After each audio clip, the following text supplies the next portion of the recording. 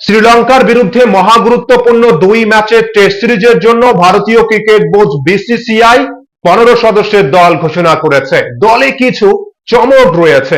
Rabindra জাদেজার comeback, Mohammad Siraj দলে রয়েছে, কিন্তু অভিজ্ঞ মোহাম্মদ শামিকে হয়তো আর আমরা কখনো টেস্ট সিরিজে বা টেস্ট দলে দেখতে পারবো কিনা সে নিয়ে বড় একটা প্রশ্নচিহ্ন রয়েছে। শামির জায়গা নেই ভারতীয় দলে, এমনকি আকিবদার নবী ডোমেস্টিকে দুর্দান্ত পারফরমেন্স করার পরেও ভারতীয় দলে আকিব নবীকেও সুযোগ দেওয়া হয়নি। চোটের জন্য হর্ষিত রানা, ওয়াশিংটন সুন্দর এবং নীতিশ কুমার রেড্ডি খেলতে পারবে না এই সিরিজে।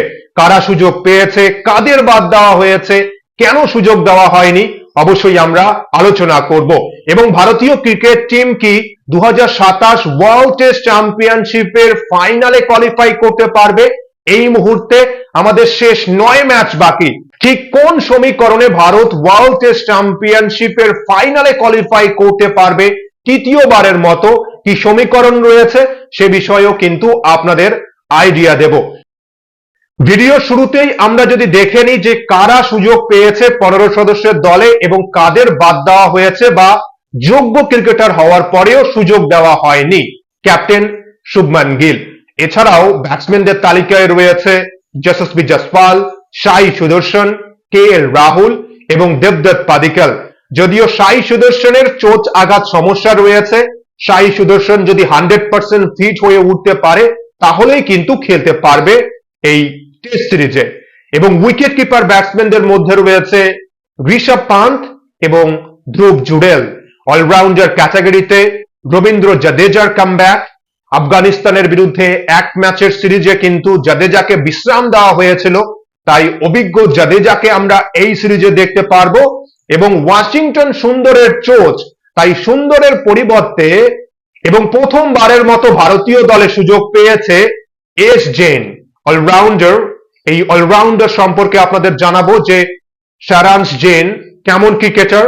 এছাড়াও কিন্তু আমাদের স্পিন বোলারদের মধ্যে রয়েছে কুলদীপ যাদব, মানব সুথর এবং ফাস্ট বোলিং ডিপার্টমেন্টে জসপ্রীত বুমরা, মোহাম্মদ সিরাজকে দেখতে পারবো, প্রসিদ্ধ কৃষ্ণা এবং গুরনুর ব্রার রয়েছে। যদিও বুমরাকে নিয়ে একটু চিন্তার বিষয় রয়েছে, চোটের জন্য আমরা জানি যে লর্ডসের মাটিতে তৃতীয় ওয়ানডে ম্যাচে বুমরা খেলতে পারেনি। এবার এই মুহূর্তেও কিন্তু ফিটনেস নিয়ে একটু প্রশ্ন চিহ্ন রয়েছে। যদি 100% ফিট হয়ে উঠতে পারে তাহলেই কিন্তু বুমরা খেলবে। এবার অনেকের মনেই প্রশ্ন রয়েছে যে শ্রীলঙ্কার বিরুদ্ধে আমরা টেস্ট সিরিজ খেলছি, বুমরাকে কেন চাই? আমরা তো বুমরাকে বাদ দিয়েও খেলতে পারি। সেই ভুল করবেন না। ডব্লিউটিসি ফাইনালে কোয়ালিফাই করতে হলে কিন্তু শ্রীলঙ্কার বিরুদ্ধে আমাদের এই দুই ম্যাচের টেস্ট সিরিজে জিততেই হবে 2-0 ব্যবধানে। তাই এই সিরিজের কিন্তু মহা গুরুত্ব রয়েছে। বুমরা যদি দুটো ম্যাচেই খেলতে পারে এবং আমরা যদি 2-0 ব্যবধানে পরাজিত করতে পারি শ্রীলঙ্কাকে, আমাদের জন্য কিন্তু খুব ভালো হবে। তাহলে কিন্তু এরপর আমাদের নিউজিল্যান্ড এবং অস্ট্রেলিয়া সিরিজ রয়েছে। এবং অভিজ্ঞ মোহাম্মদ শামিকে আবারও সুযোগ দেওয়া হয়নি। শেষ 2-3 বছরে কোচ গৌতম গম্ভীর এবং অজিত আগারকার বারবার শুধুমাত্র অজুহাত দিয়েছে যে শামি 100% ফিট নয়, শামি ম্যাচ ফিট না টেস্ট ম্যাচের জন্য। কিন্তু আমরা দেখেছি শামিকে ডোমেস্টিকে খেলতে, এমনকি 2025-26 রঞ্জি সিজনে শামি কিন্তু প্রায় 35 থেকে 37 উইকেটও শিকার করেছে, প্রায় 7-8 ম্যাচ খেলেছিল, দুর্দান্ত ফর্মেও রয়েছে। এরপর আইপিএলও ভালো খেলেছে। কিন্তু যা মনে হচ্ছে শামি হয়তো বা আর কখনো টেস্ট দলে সুযোগ পাবে না। গৌতম গম্ভীর এবং অজিত আগারকারের জামানায় একমাত্র অভিজ্ঞ ক্রিকেটার পুরনো প্লেয়ারদের মধ্যে রবীন্দ্র জাদেজা রয়েছে এই দলে। কিন্তু আমরা আশা করব টেস্ট দলে সুযোগ না দেওয়া হলেও শামিকে যেন ওয়ানডে দলে সুযোগ দেওয়া হয়। আপনাদের কি মনে হচ্ছে, গম্ভীরের জামানায় শামি কি টেস্ট সিরিজের দলে সুযোগ পেতে পারে ভবিষ্যতে, নাকি সুযোগ পাবে না? বা যেটা আমরা আশা করছি যে ওয়ানডে দলে হলেও শামিকে আমরা দেখতে চাই, 2027 বিশ্বকাপে দেখতে চাই। শামির ওয়ানডে দলে কামব্যাক নিয়ে আপনাদের মতামত অবশ্যই শেয়ার করবেন কমেন্ট বক্সে। এবং আকিবদার নবীকেও কিন্তু সুযোগ দেওয়া হয়নি। এই মুহূর্তে আলোচনা হচ্ছে যে আকিবদার নবী কেন নেই। নবী কিন্তু ডোমেস্টিক সিজনে, শেষ রঞ্জি সিজনে সবচেয়ে বেশি উইকেট সংগ্রহ করেছিল এবং জম্মু কাশ্মীরকে চ্যাম্পিয়ন করার পেছনে গুরুত্বপূর্ণ ভূমিকা পালন করেছিল আকিব নবী, কিন্তু এই সিরিজের দলে নেই। এবার কিছুদিন আগেই কিন্তু আমরা দেখেছি যে ইন্ডিয়া এ এবং শ্রীলঙ্কা এর মধ্যবর্তী দুটো আনঅফিসিয়াল টেস্ট ম্যাচ হয়েছে এবং সেই সিরিজে কিন্তু আকিব নবী দুটো ম্যাচেই খেলেছিল এবং দুটো ম্যাচের মধ্যে মাত্র 6 উইকেট এবং এক ম্যাচে খেলেছিল গুরনুর ব্রার কিন্তু শ্রীলঙ্কা এর বিরুদ্ধে এক ম্যাচে 10 উইকেট শিকার করেছে। তাই আকিব নবী পারফরমেন্স করার পরেও কিন্তু তার আগে যেহেতু শ্রীলঙ্কা এর বিরুদ্ধে ভালো করেছে শ্রীলঙ্কার মাটিতে গুরনুর ব্রার, তাই গুরনুর ব্রারকে কিন্তু সিলেক্ট করা হয়েছে। কিন্তু জসপ্রীত বুমরা যদি চোটের জন্য এই সিরিজে খেলতে না পারে তাহলে কিন্তু আমার মনে হয় আকিব নবী হয়তো দলে সুযোগ পেতে পারে। এবার দেখা যাক জসপ্রীত বুমরা খেলতে পারবে কিনা, বা প্রথম ম্যাচ যদি মিস করে দ্বিতীয় ম্যাচে খেলতে পারবে কিনা বুমরা, নাকি দুটো ম্যাচে মিস করতে পারে। এবং প্রথমবারের মতো ভারতীয় দলে সুযোগ পেয়েছে ওয়াশিংটন সুন্দরের পরিবর্তে আমরা এস জেনকে দেখতে পারবো। সারাংশ জেন ভারতীয় দলে সুযোগ পেয়েছে। মধ্যপ্রদেশের এই অলরাউন্ডার আমরা যদি দেখি পারফরমেন্স, প্রথম শ্রেণীর ক্রিকেটে 54 ম্যাচে 188 উইকেট এবং ব্যাটিং হাতটাও কিন্তু যথেষ্ট ভালো, ব্যাটিং করতে পারে। লোয়ার মিডল অর্ডারে ডোমেস্টিকে কিন্তু প্রায় 2000-এর অধিক রান রয়েছে, 2223 রান করেছে ডোমেস্টিক ক্রিকেটে, প্রায় 31-এর অ্যাভারেজে এবং 14টা কিন্তু হাফ সেঞ্চুরি রয়েছে। এবং রিসেন্টলি ইন্ডিয়া এ এবং শ্রীলঙ্কা এর মধ্যবর্তী দুটো আনঅফিসিয়াল টেস্ট ম্যাচের সিরিজেও কিন্তু দুটো ম্যাচেই খেলেছিল শ্রেয়াংশ জেন এবং দ্বিতীয় টেস্ট ম্যাচে ব্যাট হাতে কিন্তু প্রথম ইনিংসে 70 রানের নট আউট ইনিংস খেলেছেন এবং দুটো ম্যাচে 7 উইকেট শিকার করেছে। ব্যাটিং করতে পারে এবং ভালো বোলিংও করেছে কিন্তু ডোমেস্টিকে। তাই যারা সুযোগ পেয়েছে সবাই কিন্তু ইন্ডিয়া এর হয়ে যথেষ্ট ভালো পারফরমেন্স করেছে। পারফরমেন্সের বিচারেই কিন্তু সেভাবে দল সিলেক্ট করার প্রচেষ্টা ছিল টিম ম্যানেজমেন্টের। তারপরেও কিন্তু কিছু অভিজ্ঞ প্লেয়ারকে, বিশেষ করে শামিকে হয়তো বা আমরা আর কখনো টেস্ট সিরিজে দেখতে পারবো কিনা, টেস্ট দলে দেখা যাবে কিনা সে নিয়ে কিন্তু বড় প্রশ্ন চিহ্ন রয়েছে। এবার সবচেয়ে গুরুত্বপূর্ণ বিষয়, ভারতীয় ক্রিকেট টিম কি পারবে তৃতীয়বারের মতো ওয়ার্ল্ড টেস্ট চ্যাম্পিয়নশিপের ফাইনালে কোয়ালিফাই করতে? এই মুহূর্তে আমরা যদি দেখি আমাদের কিন্তু শেষ 9 ম্যাচ বাকি। শ্রীলঙ্কার বিরুদ্ধে মহা গুরুত্বপূর্ণ দুটো ম্যাচ, আমাদের কিন্তু যেভাবেই হোক এই সিরিজে ভালো পারফরমেন্স করতে হবে এবং 2-0 ব্যবধানে পরাজিত করতেই হবে। এরপর আমরা নিউজিল্যান্ডের বিরুদ্ধে দুটো ম্যাচ খেলবো।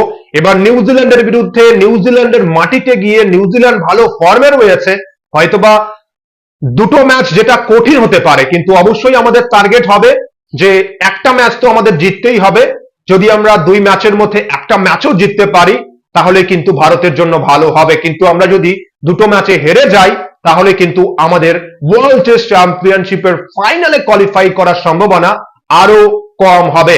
এবং এরপর 2027-এর বছরের শুরুতে আমরা বর্ডার গাভাস্কার সিরিজ খেলবো ঘরের মাঠে শক্তিশালী অস্ট্রেলিয়ার বিরুদ্ধে এবং 5 ম্যাচের এই সিরিজে আমাদের কিন্তু অবশ্যই 4-0 বা 5-0 ব্যবধানে যদি আমরা জিততে পারি, বা অস্ট্রেলিয়া যদি একটা ম্যাচে জয় পায়, মানে 4-1 যদি আমরা জিততে পারি, তাহলে শেষ 9 ম্যাচের মধ্যে আমরা যদি শ্রীলঙ্কাকে দুটো ম্যাচে হারাতে পারি, নিউজিল্যান্ডের বিরুদ্ধে যদি একটা ম্যাচে জিততে পারি, যদি আমরা অস্ট্রেলিয়ার বিরুদ্ধে 4-1 ব্যবধানে বা 5-0 ব্যবধানে জিততে পারি, তাহলে কিন্তু শেষ 9 ম্যাচের মধ্যে ভারত 7 থেকে 8 ম্যাচে জিততে পারে।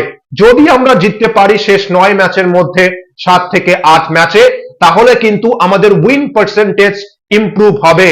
তাহলে ভারতের উইন পার্সেন্টেজ প্রায় 62-64 এমনকি 65%-এরও বেশি হতে পারে যদি আমরা শেষ 8 ম্যাচে জিততে পারি। কিন্তু অবশ্যই আমাদের 7 ম্যাচ জিততেই হবে শেষ 9 ম্যাচের মধ্যে, তাহলেই হয়তো আমরা টপ 2 এ ফিনিশ করতে পারবো। কিন্তু অস্ট্রেলিয়া, সাউথ আফ্রিকা এবং নিউজিল্যান্ডের পারফরমেন্সেরও উপর নির্ভর করবে যে ভারত কোয়ালিফাই করতে পারবে কিনা। আমাদের 9 ম্যাচের মধ্যে 7 থেকে 8 ম্যাচ জিততে হবে এবং অন্যদিকে অস্ট্রেলিয়ার কিন্তু 14 ম্যাচ বাকি। অস্ট্রেলিয়াও যদি শেষ 14 ম্যাচের মধ্যে 7-8 ম্যাচে জয় বা 7-8 ম্যাচে হেরে যায়, তাহলে কিন্তু উইন পার্সেন্টেজ আমরা যদি দেখি প্রায় 62-64 বা 65-66% এরকমই কিছু একটা হবে অস্ট্রেলিয়ার। এবং অন্যদিকে নিউজিল্যান্ডেরও কিন্তু এখনো 10 ম্যাচ বাকি। শেষ 10 ম্যাচের মধ্যে নিউজিল্যান্ড ক্রিকেট টিমও যদি 4-5 ম্যাচে জয় পায় বা 4-5 ম্যাচে হেরে যায়, সম্ভাবনা রয়েছে 5 ম্যাচে জয় পাওয়ার বা 4-5 ম্যাচে কিন্তু হারের সম্ভাবনা নিউজিল্যান্ডেরও রয়েছে। তাহলে কিন্তু নিউজিল্যান্ডেরও প্রায় উইন পার্সেন্টেজ ওই প্রায় 60-65% মধ্যেই এদিক ওদিক ঘোরাফেরা করবে। এবং সাউথ আফ্রিকা ক্রিকেট টিম কিন্তু এই মুহূর্তে দ্বিতীয় পজিশনে রয়েছে। সাউথ আফ্রিকার এখনো ঘরের মাঠে 3টে গুরুত্বপূর্ণ সিরিজ রয়েছে, অস্ট্রেলিয়া, বাংলাদেশ, ইংল্যান্ড, এবং এরপর শ্রীলঙ্কার বিরুদ্ধে অ্যাওয়ে সিরিজ, মানে 10 ম্যাচ এখনো বাকি। সাউথ আফ্রিকাও যদি শেষ 10 ম্যাচের মধ্যে 5-6 ম্যাচে জয় বা 4-5 ম্যাচে হেরে যায়, তাহলে সাউথ আফ্রিকারও কিন্তু উইন পার্সেন্টেজটা প্রায় সেই 60% বা 65% নিচে এরকমই আশেপাশে থাকবে। যদিও এই বছরের শেষের দিকেই আমাদের কাছে ক্লিয়ার হয়ে যাবে যে ভারতকে কটা ম্যাচ জিততে হবে বা বাকি দলগুলোকে কটা ম্যাচ হারতে হবে এবং ঠিক উইন পার্সেন্টেজটা কি হতে পারে এই 4 দলের।